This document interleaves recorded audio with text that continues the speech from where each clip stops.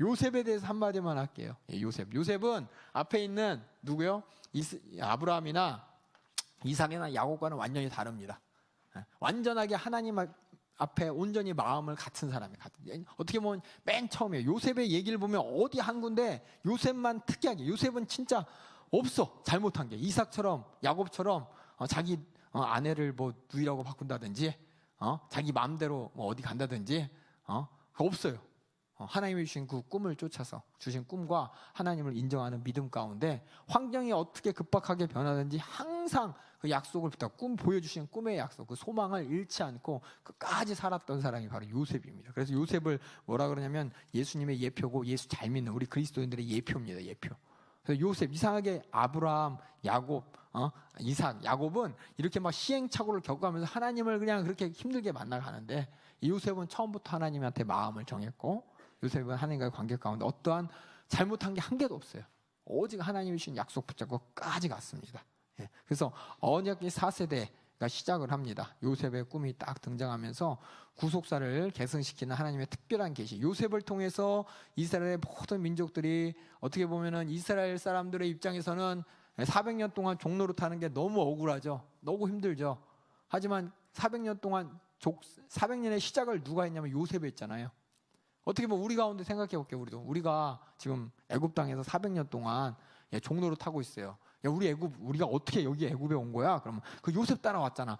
요셉이 안 그랬으면 내가 정말 여기 이럴 필요가 없는데 라고 해서 어떻게 원망할 수도 있을 거예요. 근데 요셉을 통해서 하나님께서 큰 섭리 가운데 인도하셨다는 것을 요셉의 인상을 통해서, 요셉이 잘못된 사람이면 하나님이 요셉을 벌하시면서 우리 같이 벌 주셨을 거야 라고 생각하겠지만은 요셉의 인상을 볼 때 하나님이 쓰신 사람이고 하나님이 쓰신 사람을 통해서 우리가 애굽에 와서 400년 동안 종노릇한 이거 하나님의 섭리야. 하나님 뭔가 큰 일을 이루기 위해서 우리를 이끄신 거고 우리를 끄집어내신 거야 라고 인정할 수 있게끔 요셉을 인정하시면서 어떻게 지난 400년의 종살이한 것이 하나님의 섭리라는 것을 인정케 하는 하나님의 말씀입니다. 그래서 여기 요셉의 얘기가 37장부터 시작되는데 쭉 여기 가운데 이제 하나 더 등장하는 게 유다라는 사람이에요. 유다. 야곱의 네 번째 아들인 유다가 이제 등장하는데 유다 자체도 유다 족속에서 예수님이 태어나셨죠. 다윗도 태어났고 유다 자체도 하나님의 은혜 앞에서 이걸 누릴 만한 사람은 아니에요. 어떻게 보면 유다는 인간적으로 그나마 나머지 형제들보다 나았습니다. 뭐가 낫냐? 요셉을 죽이자고 했을 때 요셉을 살리기 위해서 애굽으로 가는 상인들에게 팔아가지고 생명을 보존하게 하고 또 어떻게 베냐민을 요셉이 총리 대신이 딱 돼가지고 너희들 말한 게 사실이야 진짜야? 라고 하면서 그 형제들이 이제 자기가 그동안 어떻게 살아왔고 자기가 이제 죄인이 아니라는 것을 얘기를 할 때 그럼 니네 말이 사실인 증거로 베냐민 데려와 라고 했을 때 유다가 나타나서 차라리 나를 가둬라.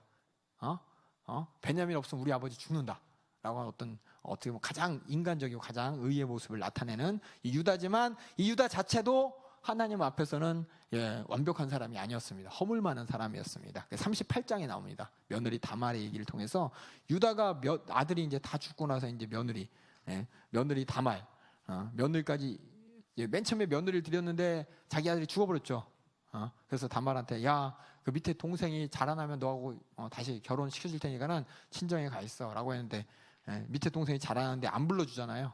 그러니까 다말이 아니 불러준다고 해서 안 불러주나 그래서 창녀로 변해가지고 아버지를 꼬셔가지고 아버지랑 동침해서 아기를 낳죠. 어떻게 보면 참 추잡한데 그런 추잡한 사람까지도 하나님께서는 사용하신다는 겁니다. 하나님의 섭리와 뜻에 따라.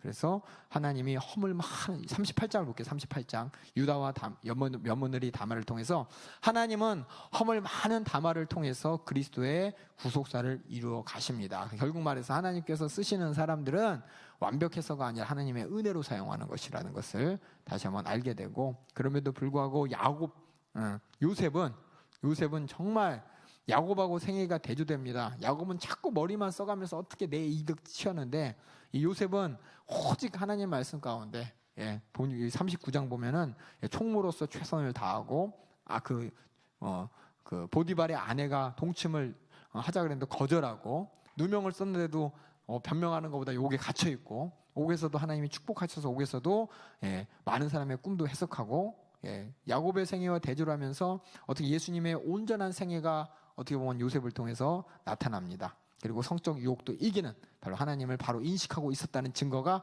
39장 9절 볼까요? 창세기 39장 9절.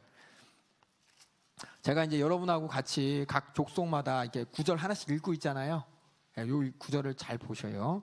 이 구절들이 그 각 족장들, 하나님이 그 아브라함 후손들의 특징입니다. 39장 9절 한번 볼게요. 39장 9절. 39장 9절. 읽어요. 시작. 이 집에는 나보다 큰 이가 없으며 주인이 아무것도 내게 금하지 아니하였어도 금한 것은 당신뿐이니 당신은 자기 아내임이라. 그런즉 내가 어찌 이 큰 악을 행하여 하나님께 득죄하리이까. 하나님을 항상 겨냥하고 살았다는 이 구절을 통해서 나타납니다. 보드발의 아내가 동침하자 그런데 나는 하나님 앞에 사는 사람이기 때문에 하나님께 득죄할 수 없습니다 라고 하면서 이 요셉은 항상 하나님을 겨냥하고 여호와의 이름을 불렀더라 단을 쌓았더라 없지만은 어렸을 때부터 하나님을 겨냥하고 살았다는 것이 한 구절에 나옵니다. 그래서 이렇게 하나님을 바로 알고 있고 인식했기 때문에 그 모든 시험과 악에서 이길 수 있는 모습이 나옵니다. 여러분이 잘 알다시피 감옥에서 떡 맡은 관원장 또 포도주 짜는 관원장 꿈을 해석해서 떡 맡은 관원장이 다시금 돌아가게 되고 바로가 꿈을 꿨는데 꿈을 해석할 사람이 없으니까 그 관원장이 이 요셉을 기억하게 해서 요셉을 데려와서 그 꿈을 해석하게 함으로 말미암아 다시 한번 그 가장 낮은 그 감옥에서의 이 죄인의 신분에서 가장 높은 총리의 자리로 올라가면서 세마포가 회복됩니다. 형들에 의해서 찢어진 그래서 팔려갔던 종노릇했던 그 세마포가 그 바로라는 그 당시 최고의 애굽의 왕을 통해서 그 세마포라는 것이 입혀지면서 이름을 받죠. 뭐라고 사본의 바네아라는 이름을 들리는데 그 뜻이 뭐냐면 세상의 구원자라는 뜻입니다. 그러니까 꿈을 해석하고 나서 바로가 그 꿈이 너무 신통하니까 이 요셉에게 이름을 주는데 애굽 말로 이집트 말로 사본의 바네아라고 하는데 이걸 해석해 보면은 뭐냐 세상의 구원자라는 뜻입니다. 그러니까 요셉의 애굽의 구원자가 된 거예요. 구원자가 우리의 구원자 예수님이시잖아요, 그렇죠? 마찬가지로 이렇게 구원자가 된 예표로서 이렇게 나타납니다. 그리고 나서 이제 형들과의 관계 속에서 가뭄, 그렇죠? 그 가뭄을 피해서 애굽으로 곡식을 구하러 온 그 형들을 통해서 그렇죠. 튀어나오죠. 아이고, 뭐 내용은 많은데 통해서 온 가족이 다시 오게 됩니다. 그래서 47장 볼게요. 47장에 보면 45장부터 볼게요. 45장부터 볼게요. 요셉이 자기 자신의 신분을 형들에게 바뀌면서 뭐라고 하냐면은 하나님이 이렇게 하셨습니다라고 합니다. 그러니까 하나님에 대한 의식이 그때도 변함없이 언제나 똑같았습니다. 원수를 저 요셉이 우리에게 복수하면 어떠지라고 막 벌벌 떨 때 하나님이 나를 먼저 보내셨습니다. 우리 가족들을 대신해서 하나님이 그러셨습니다라고 하면서 하나님의 섭리를 꿰뚫을 수 있는 믿음의 사람이었습니다. 그래서 애굽으로 이주를 하게 되고 47장 이제 야곱이 이제 갈까 말까 할 때 하나님이 꿈에 나타나서 가도 된다라고 알려주십니다. 아까 얘기했잖아요. 약속의 땅을 떠나지 않기 위해서 신부감들을 다 데려오잖아요, 그렇죠? 다 자기 아버지 혈통인 그 라반 딸들 데려오고 라반의 누인 리브가 데려오고 또 아까 얘기했듯이 세겜 땅에서 막 자기 딸이 강간 당해가지고 그 땅 사람들 우리랑 통혼하고 우리랑 같이 한 부족 되자라고 하는데 그걸 또 이제 쳐내고 이렇게 땅에 대한 집착 하나님이 주신 약속의 땅을 떠나지 않으리라 막 야곱도 갈등을 했거든요. 요셉이 오라고 했는데도 안 가려고 했는데 하나님이 꿈에 나타나서 야곱에게 가도 된다라는 말을 듣고 이제 가게 되는 겁니다. 마찬가지로 우리가 하나님께서 주신 여러분들에게 비전이 있어요. 섭리가 있어요. 가장 중요한 건 뭐냐면 하나님이 계신 곳을 떠나면 안 됩니다.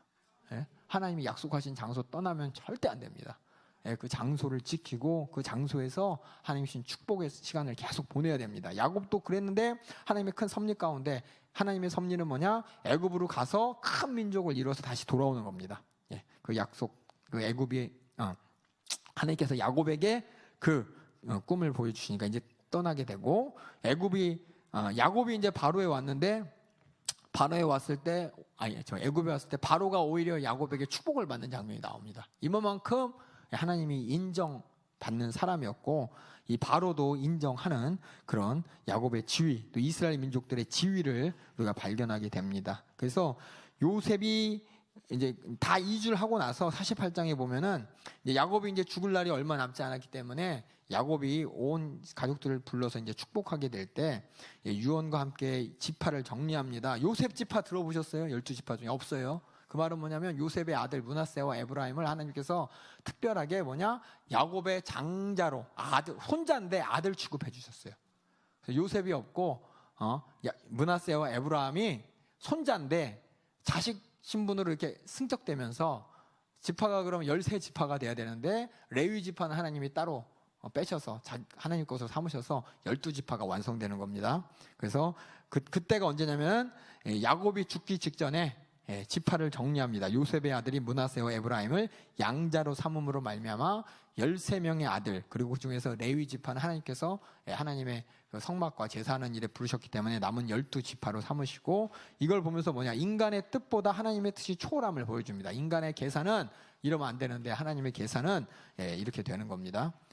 그래서 12아들에 대한 야곱이 예언을 쭉 하면서 합니다. 그 중에서 유다에 대한 예언이 제일 길어요. 49장에 보면은 가장 큰 영적 축복을 유다가 받게 될 것을 얘기하면서, 야곱이 죽으면서 내 뼈를 우리 아버지 아브라함, 이삭, 할아버지 아브라함, 아버지 이삭이 장례했던 그 막발라 굴에 나도 장사해줘 라고 하면서 이 야곱이 죽은 다음에 장례식을 하는데, 바로 그 애굽 나라 전체가 다 같이 장례식에 참여하는 엄청난 장례 행례식을 보게 됩니다. 그런데 보게 됩니다. 그만큼 이스라엘 민족의 그 지위가 맨 처음에 애굽에서 어마어마했다는 것을 알려주는 것이고, 야곱이 죽은 다음에 요셉을 두려워하는 형들, 왜냐 자기들이 한 일이 있으니까. 그런데 요셉이 다시 하나님의 섭리를 선포하면서, 하나님께서 나를 이 땅에 보내신 것은 우리를 이 기근에서 구하기 위한 것이고 하나님의 섭리를 위한 것입니다 라는 것을 얘기하면서